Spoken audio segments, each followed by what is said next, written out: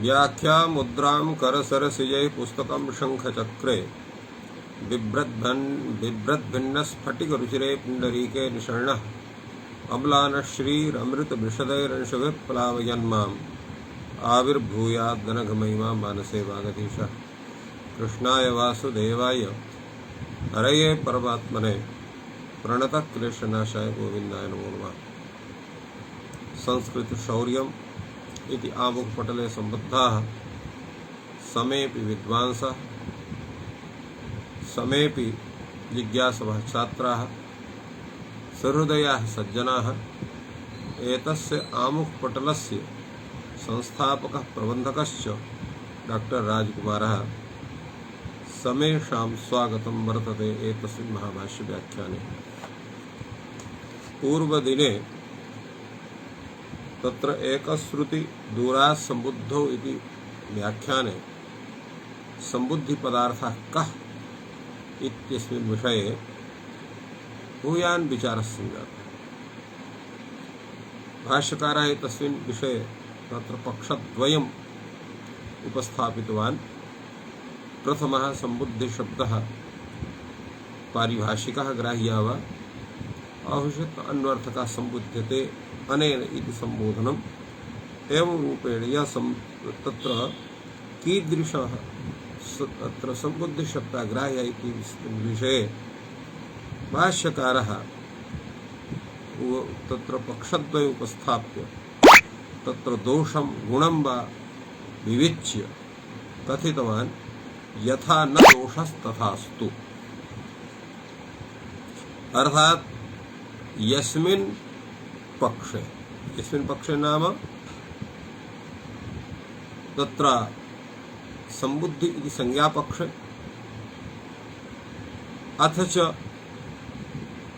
अन्वर्थ संज्ञापक्ष। केवलं तत्र संज्ञापक्षे एकवचन सम्बुद्धि गृह्यते तत्र दोषः देवाः ब्राह्मणाः इत्यत्र बहुवचनस्य सत्त्वात् तत्र न भविष्यति।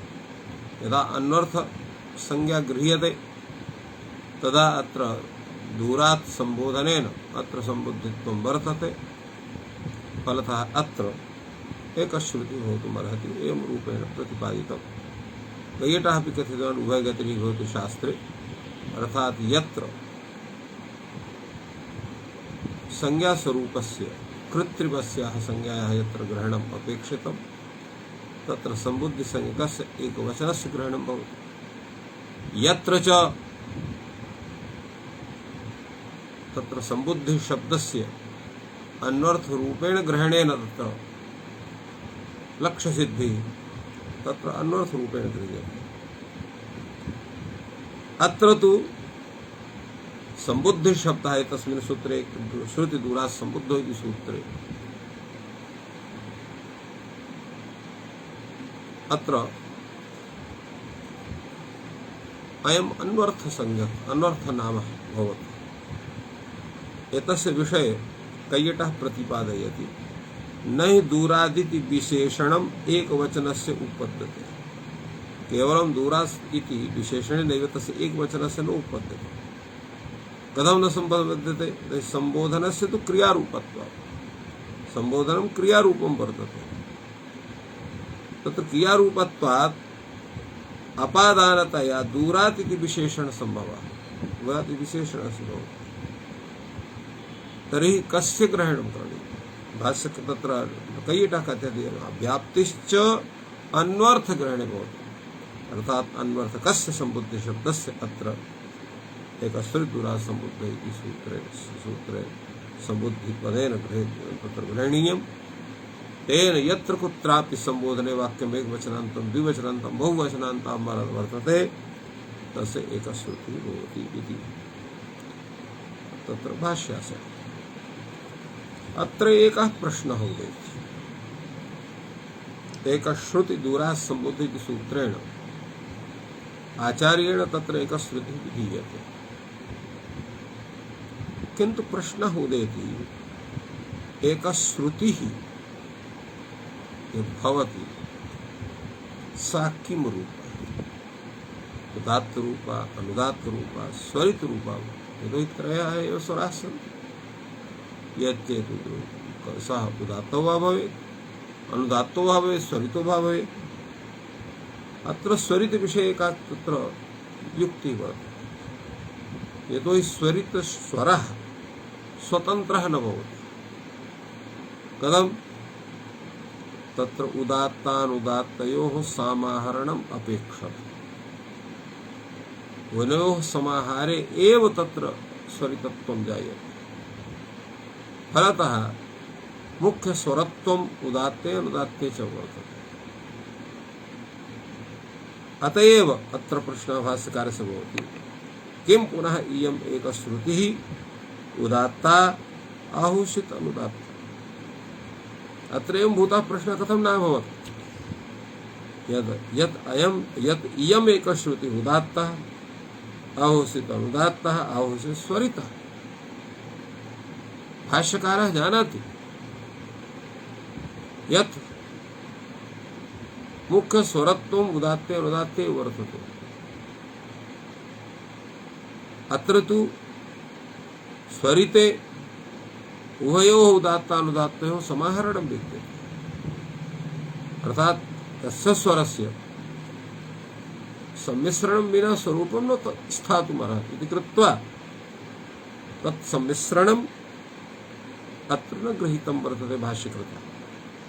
इयमेका श्रुतिः उदात्ता आहुषित अनुदात्ता इत्येव जिज्ञासा अत्र कृता वर्तते। भाष्यकारः अस्य प्रश्नस्य समाधानं तर्त रीतिद्वयम् आश्रयते। प्रथमे तत्र क्रमे भाष्यकारः समाददाति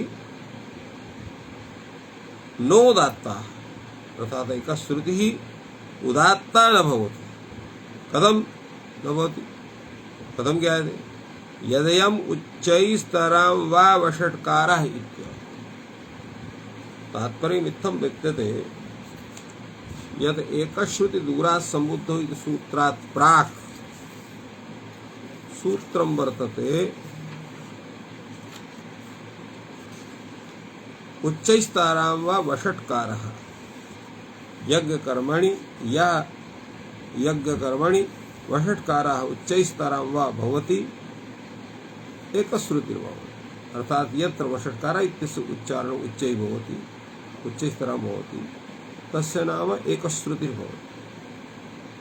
अत्र वषट् शब्देन वौषट् शब्दस्यापि ग्रहणं कृतम्। वषट् शब्दो वा स्यात् वौषट् शब्दो वा स्यात् उभय विषये एषा नीति आधारिता वर्तते। अत्र उच्चैस्तरं वषट्कार इति भाष्यकारः कथयति। एतस्य कथनस्य आशयः कः। एतस्य कथनस्य आशयः अयं वर्तते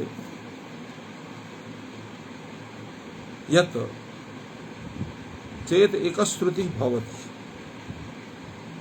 एकश्रुतेः अनन्तरम् उच्चैस्तरं वषट्कार इत्यस्य आवश्यकता क्या वर्तते। तेनैव एकश्रुतिः स्यात्।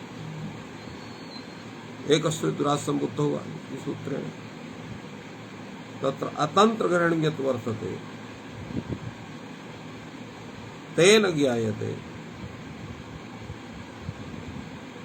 नहीं तत्र एवमस्ति अत्र एक तत्र उच्चैस्तरां वा वषट्कार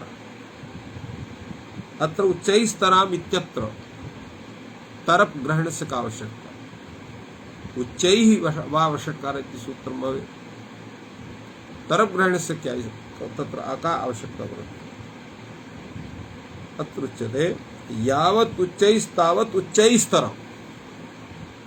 यतोहि उच्चैः शब्दस्य यः अर्थः स एव अर्थः उच्चैस्तराम् इति शब्दस्य। अतः एतस्य आवश्यकता नास्ति। तत्र तरप् प्रत्ययस्य अयम् आशयः यत् उच्चैः स्वरेण यस्य उच्चारणं भवति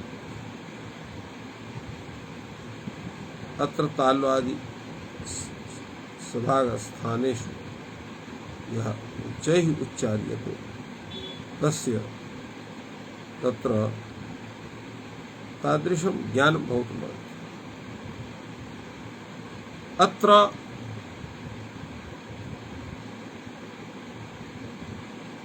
यत् समाधानमत्र दत्तं वर्तते उच्चैस्तरं वषट्कारादि यत् कथितं वर्तते अनेन कथनेन ज्ञापकेन तत्र किम् आयाति यत् उच्चैस्तरम् इत्यत्र तरनिर्देशः अविवक्षितः वर्तते।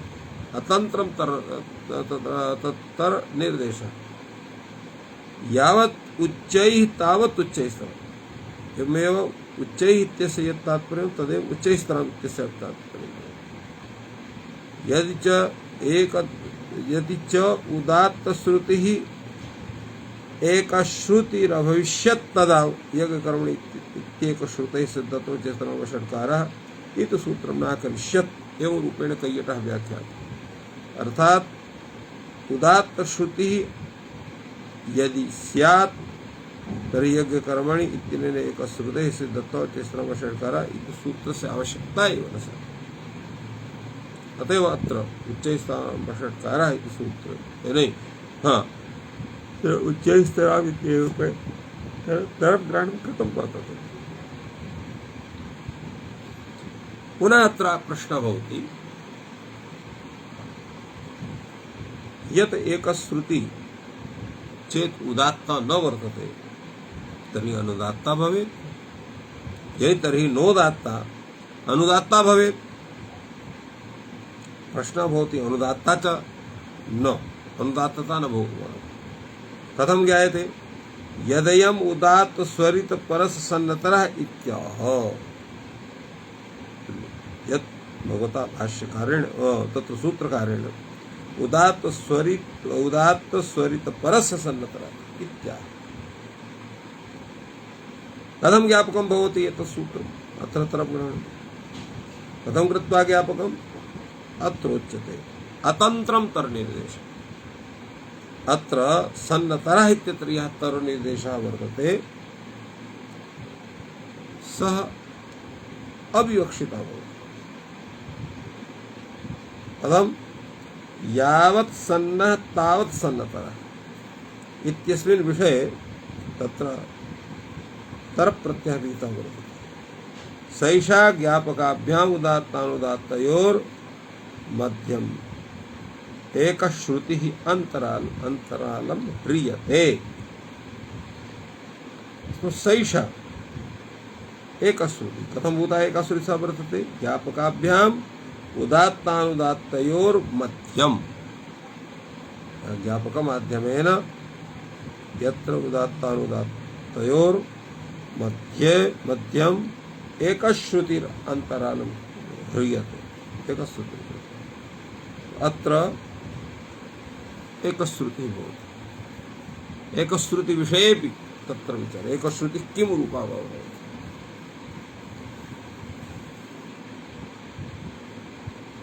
उदात्त रूपा वा अनुदात्त रूपा वा एतत् समाधानम् अत्र कृतं वर्तते।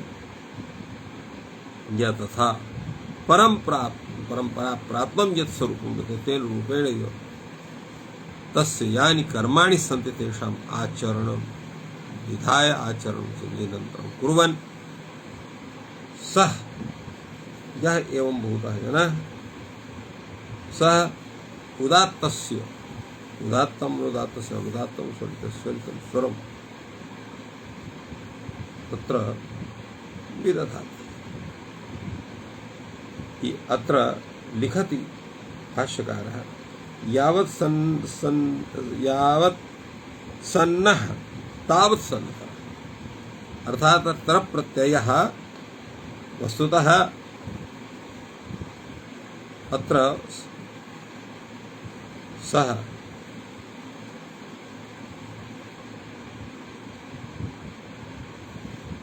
अत्र अविवक्षितः भवति। यतो हि सन्नः इत्यस्य यः अर्थः स एव सन्नतरः इत्यस्य तो सैषा ज्ञापकाभ्याम् उदात्तानुदात्तयोर् मध्यम एक श्रुति अंतराले ह्रियते। तो ज्ञापकाभ्याम अर्थात ज्ञापकत्वेन उदात्त अनुदात्तयोः मध्ये एक श्रुति अंतरालं क्रियते। अर्थात अत्र ज्ञापकाभ्याम उदात्तानुदात्तयोः मध्यम अनयोः तत्र सम्मेल्य तत्र अंतरालं भवति। तदन्तरालमेव तत्र एतस्मिन् विषये कथितवान्। अनेन किम् आयाति यत् एकश्रुतिदूरात् सम्बुद्धौ इति यत् सूत्रं वर्तते तच्च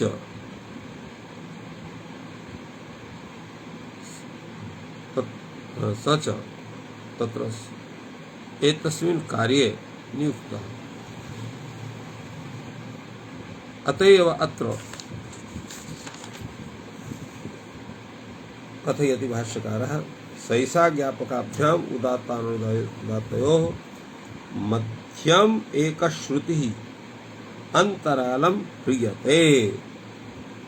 अर्थात सैषा एक श्रुतिः ज्ञापकाभ्याम ज्ञापक माध्यमेन उदात्तानुदात्तयोः मध्यम एक श्रुतिः उदात्तस्य अनुदात्तस्य तत्र यस् तत्र स्वरूपं वर्तते तयोः मध्यम एक श्रुति सर्वेषाम् अत्र सम्मेलनं विधाय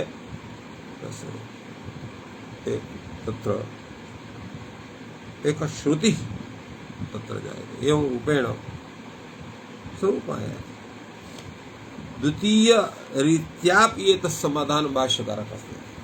अपरः किम इयम् एक श्रुतिः उदात्तः आहोस्वित अनुदात्ता इयं श्रुतिः उदात्ता भवेत् अनुदात्ता भवेत्। कथं ज्ञायते यदम् उच्चैस्तरं वषट्कार इत्याह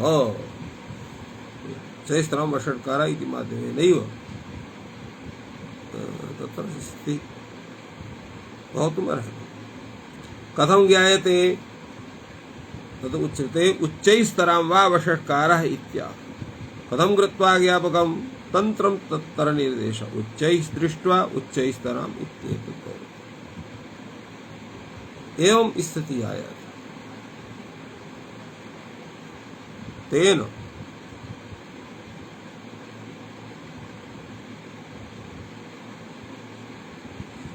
तत्र उदात्ताः कथं ज्ञायते यदम् उच्चैस्तरां वा वषट्कारः इत्याह। उच्चैस्तरां वा वषट्कारः इत्युक्ते सति अत्र उदात्तसंज्ञा। कथं कृत्वा ज्ञापकं तन्त्रं तरनिर्देशः। अत्र यः तरनिर्देशः तत्र अविवक्षितः वर्तते। उच्चैः दृष्ट्वा इति उच्चैस्तराम् एवं भवति।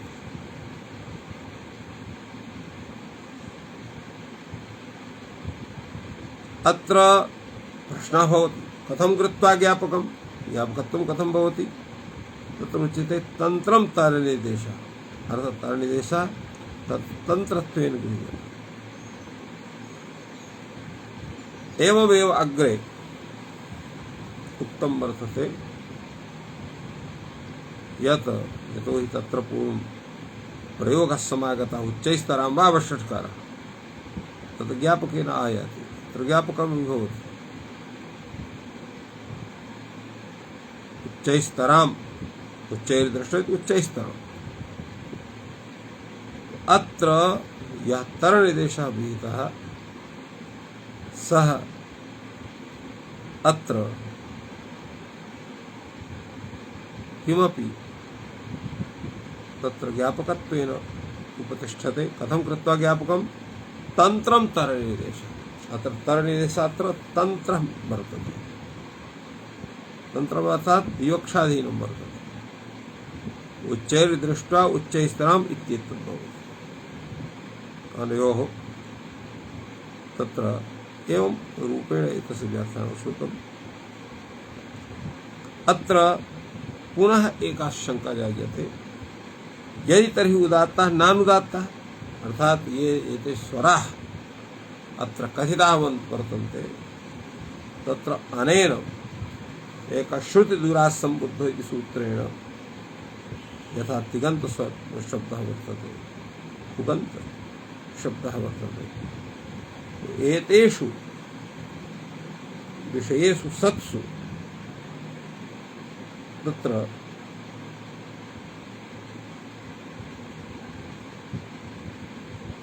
तत्र एते शाम स्वनिर्देशाः भवति, तत्र स्वनिर्देशाः अनेके अत्र जायन्ते।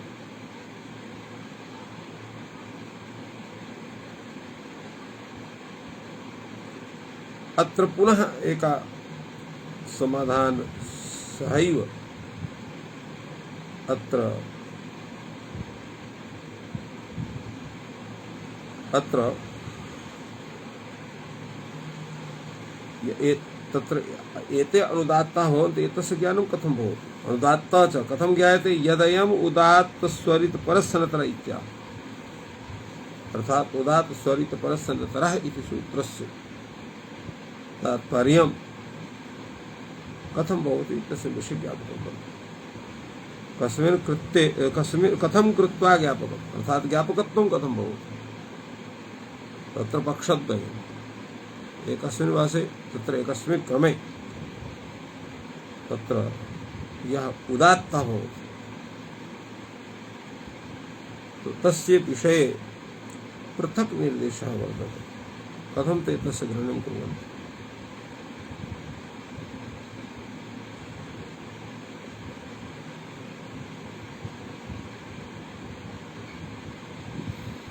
अत्र पुनः ज्ञायते अनुदात्ता च, अर्थात यदा उदात्ताः न भवन्ति तदा अनुदात्ताः भवन्ति। कथं ज्ञायते? यदयम् उदात्त स्वरित परस्सनतरः इत्याह। सन्नतरः इत्यस्य किं तात्पर्यम्? अर्थात अनुदात्ततरः या सन्नतरः एकश्रुति रूपं वर्तते। उदात्त स्वरित परस्य सन्नतरः, उदात्त परायः अच्, अनुदात्त परायः च सन्नतरः भवति। कथं कृत्वा ज्ञापयं? तन्त्रं तन्निर्देशः, अत्र तन्निर्देशः वर्तते तन्त्रं विवक्षितं वर्तते, तो सन्नं दृष्ट्वा सन्नतरः इत्येतत् भवति। अत्र तरप्रत्ययः वर्तते सास्वार्थिकः वर्तते, अतएव एतेषां स्वराणां विस्तृतिः वर्तते। उदात्तः, उदात्तस्वरः, अनुदात्तः, अनुदात्ततरः, स्वरितः, स्वरितः, स्वरिते य उदात्तः सो अन्येन विशिष्ट एकश्रुतिः। तो स्वरिते यः उदात्तः भवति सः अन्येन सूत्रेण तत्र विशिष्टः एकश्रुतिः भवति। अतः एते सप्तस्वराः अत्र निर्दिष्टाः भवन्ति। एवं रूपेण समाधानम् अत्र दीयते। अत्र कैयटः किञ्चित् विचारयति, तद्दृष्ट्वा किञ्चित् विचारः अस्माभिः करणीयः। किं कथयति कैयटः? कैयटः कथयति यत्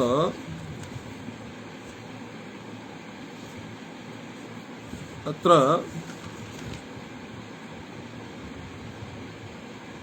अनुदात्तेन उदात्तपरकः यः शुक्लः पटः वर्णान्तरेण युक्तः द्रव्येण प्रतीयते, कस्यचित् तु स्वरितस्य उदात्तभागः न अनुदात्तेन अनुरज्यते इति पृथक् स्वरितो निर्देशः, पृथक् निर्देशः इति तस्य कथनं करणीयम्।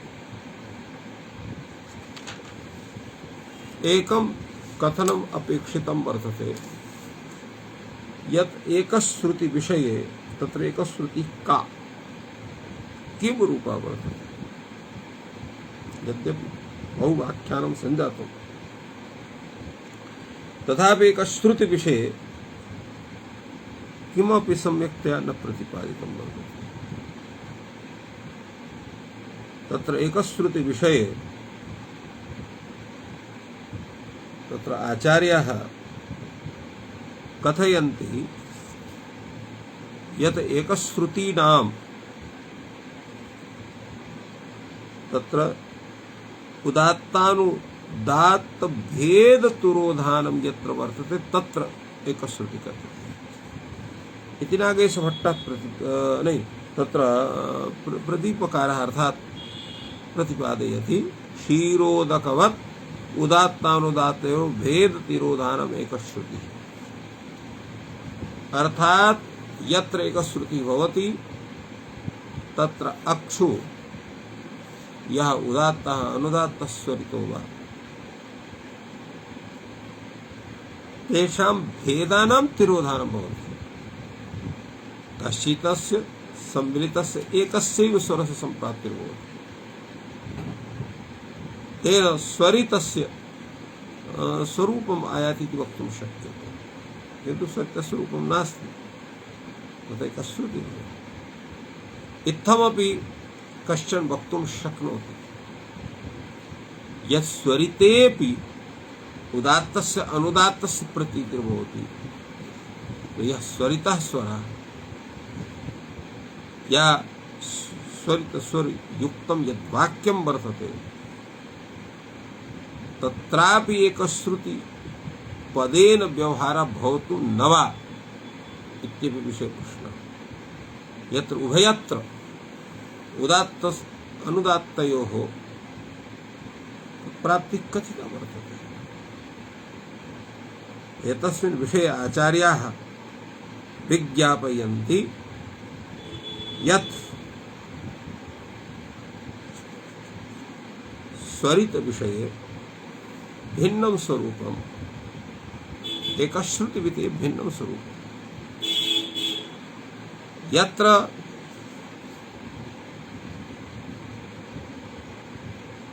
च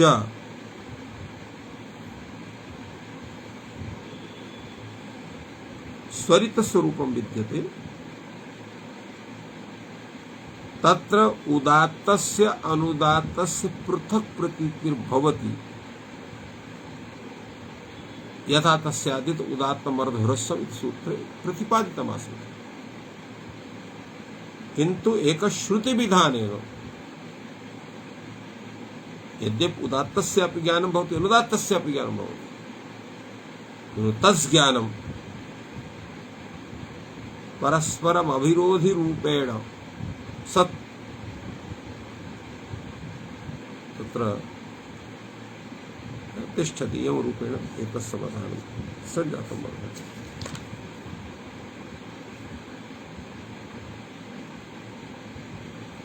वस्तुतः एकश्रुतिरपि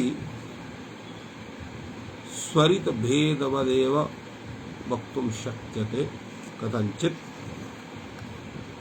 सामान्य रूपेण तथा नास्ति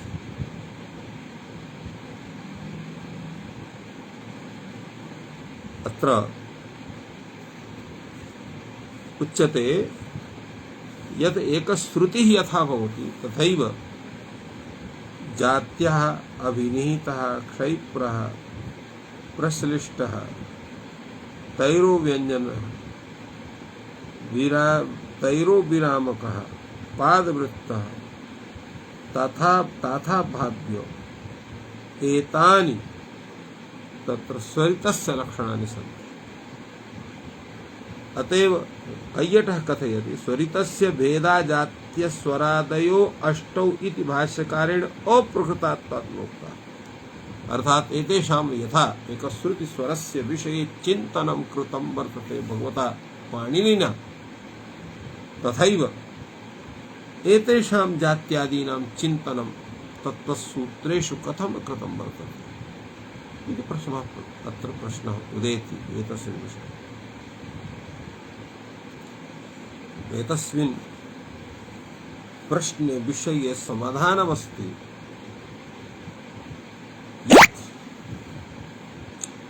एतेषां जात्यादीनां पृथक् पृथक्तया प्रतिपादनं तत्र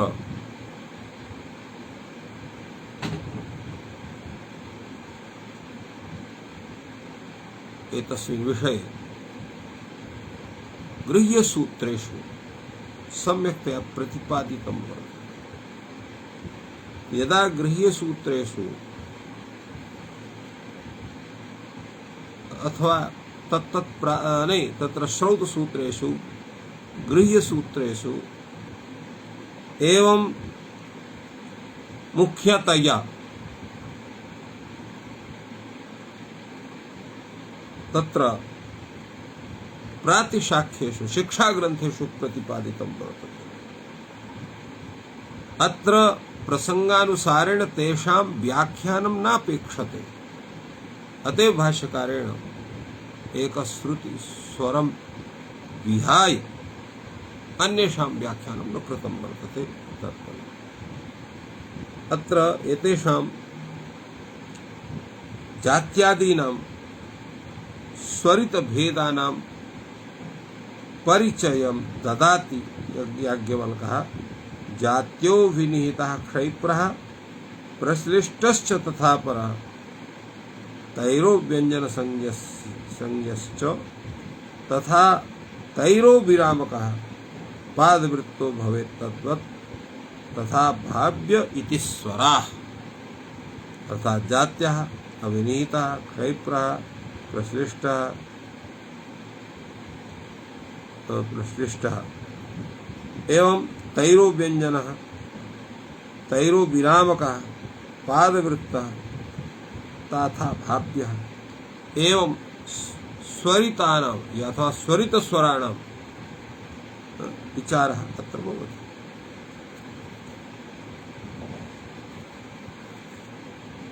एवमेव एतेषां कीदृशं स्वरूपम् आयाति यद्यपि अत्र प्रतिपादनं भवितुमर्हति तस्मिन् विषये अयं जनः अन्यस्मिन् दिने कथयिष्यति। यतोहि अद्यैव कस्माचित् स्थानात् अयं जनः समागतः तेन श्रान्तोऽपि वर्तते इति कृत्वा अत्रैव महाभाष्यपाठः विरम्यते। आगामिनि दिने पुनः एतस्मिन् विषये वयं तत्र विचारं कर्ता स्मः। अद्य विरम्यते। सर्वेभ्यो नमः। जयतु भारतं, जयतु संस्कृतम्।